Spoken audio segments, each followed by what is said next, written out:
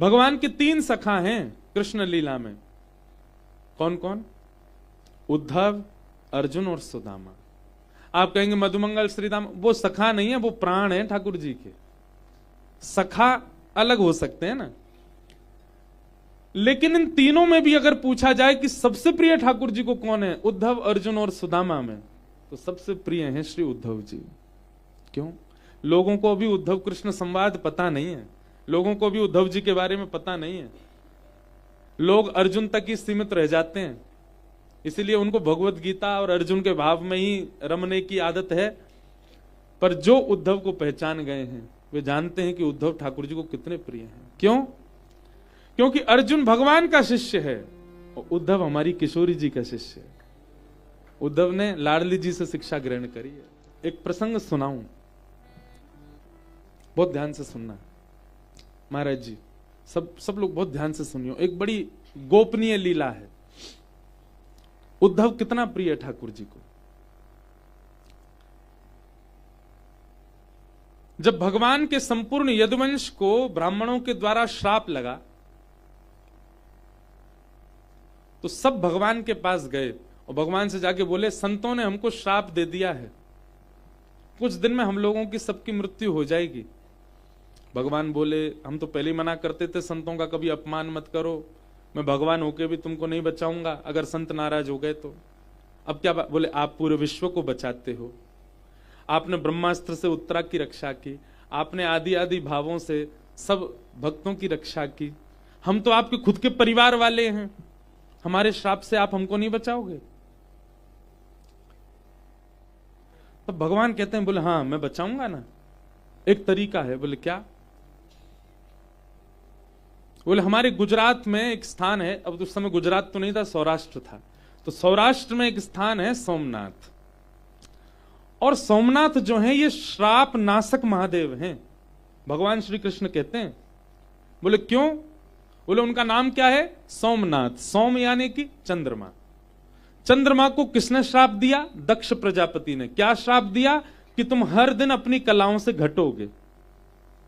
क्यों श्राप दिया? क्योंकि दक्ष प्रजापति की पुत्रियों से चंद्रमा का ब्याह हुआ, पर चंद्रमा सबसे ज्यादा प्रेम केवल रोहिणी से करते हैं, इसलिए बाकी की जो पत्नियां हैं उन्होंने जाकर के दक्ष प्रजापति से शिकायत कर दी। बोले पिताजी हमारे पतिदेव केवल बड़ी बहन से ही प्रेम करते हैं, हमसे तो स्नेह ही नहीं उनका।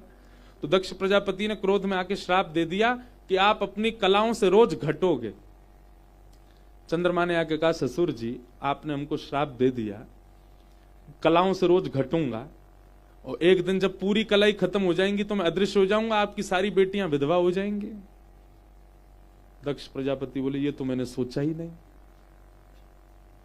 इसीलिए तो भगवान ने बकरे का मुंह लगा दिया उनको। क्यों? विचार ही नहीं करते हैं। बोले अब क्या करें? तब सोम यानी कि चंद्रमा ने समुद्र के तट पर बैठ करके महादेव की आराधना की। क्यों? बोले आपके हमारे ससुर जी एक ही हैं, कृपा करो। तो महादेव प्रकट हो गए। प्रकट होकर के कहा, वरदान मांगो। बोले कि श्राप लगा है रोज अपनी कलाओं से घटना है, और एक दिन जब मैं अदृश्य हो जाऊंगा तो फिर क्या होगा? तो महादेव कहते हैं ठीक है, हम आपका श्राप तो नहीं काट सकते, पर हम आशीर्वाद देते हैं, 15 दिन आप श्राप में रहोगे और 15 दिन हमारे आशीर्वाद में रहोगे। प्रथम दिन से लेकर के और अमावस्या तक आप श्राप में रहोगे, आपकी कलाएं घटेंगी, लेकिन फिर उसके बाद हमारा आशीष लगेगा और प्रथम से लेकर के और पूर्णिमा तक आप आशीर्वाद में रहोगे। मतलब घटोगे बढ़ोगे, घटोगे, ऐसे आपका चलेगा। तो भगवान श्री कृष्ण ये कथा यदुवंशियों को सुना रहे हैं। बोले भैया अब हम यदुवंशियों को श्राप तो लग गया, और श्राप नाशक देवता हमारे सौराष्ट्र में कौन है?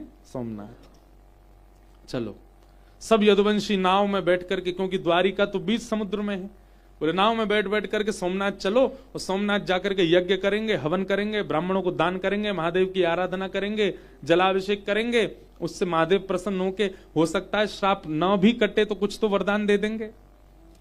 यदुवंशी नाचने लगे, बोले वाह ठाकुर जी आपने बहुत बढ़िया कर दिया काम, अब हम लोग प्रसन्न हैं। पूरी सभा आनंदित हो गई। भगवान ने सबको कहा तैयारी करो, चलो सब लोग जाओ। लेकिन कोने में बैठा उद्धव भगवान को टेढ़ी नजर से देख रहा है। ऐसी नजर से जैसे चोरी पकड़ लेता है ना कोई। ठाकुर जी ने उद्धव की ओर देखा, क्या बात है, ऐसे क्यों देख रहे हो? उद्धव बोला, आपके पास आके बात करूं? बोला हाँ आओ। जैसे ही उद्धव जी पास आए, उद्धव जी कहते हैं, आप बहुत चतुर हो ठाकुर जी। बोले क्यों? अपने परिवार को श्राप से बचाना, इसमें क्या चतुराई? बोले मैं उसकी नहीं कह रहा हूं, आप चतुर क्यों हो ये बात मैं बहुत अच्छे से जानता हूं, आपके रग रग से वाकिफ हूं मैं। और क्यों है? क्योंकि किशोरी जी का शिष्य है उद्धव। ठाकुर जी बोले क्या बोलना चाहते हो, स्पष्ट बोलो।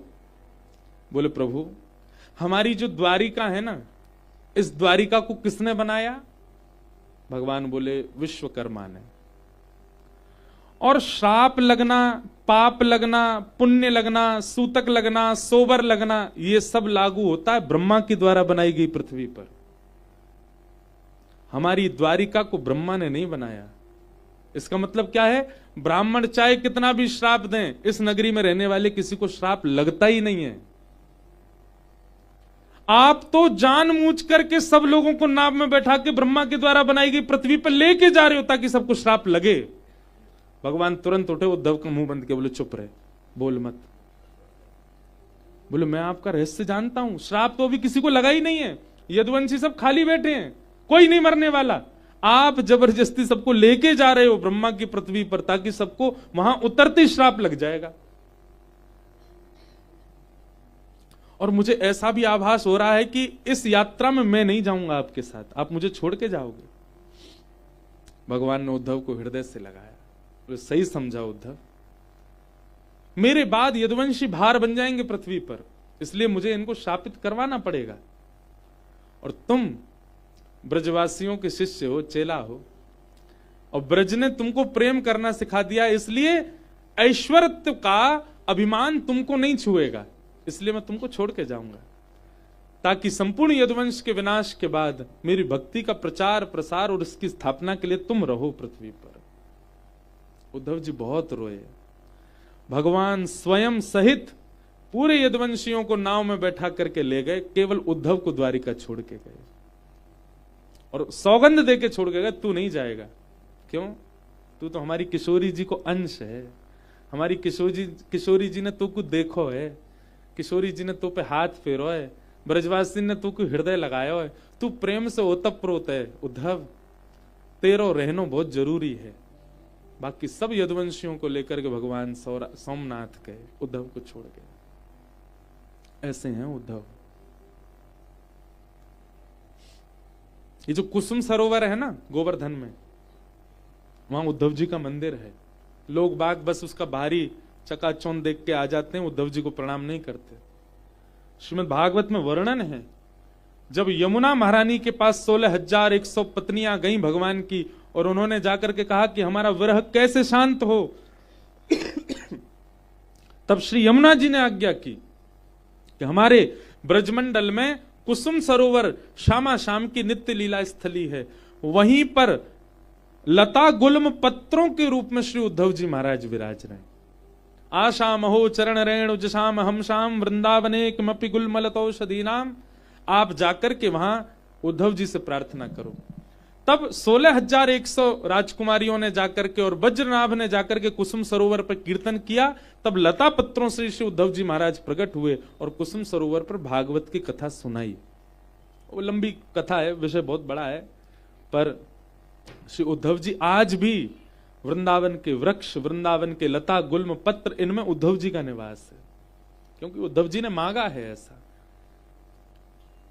इसीलिए वृंदावन में पत्र पुष्प और वृक्ष ये प्रणम्य हैं, क्योंकि ये उद्धव है, उद्धव जी के रूप में।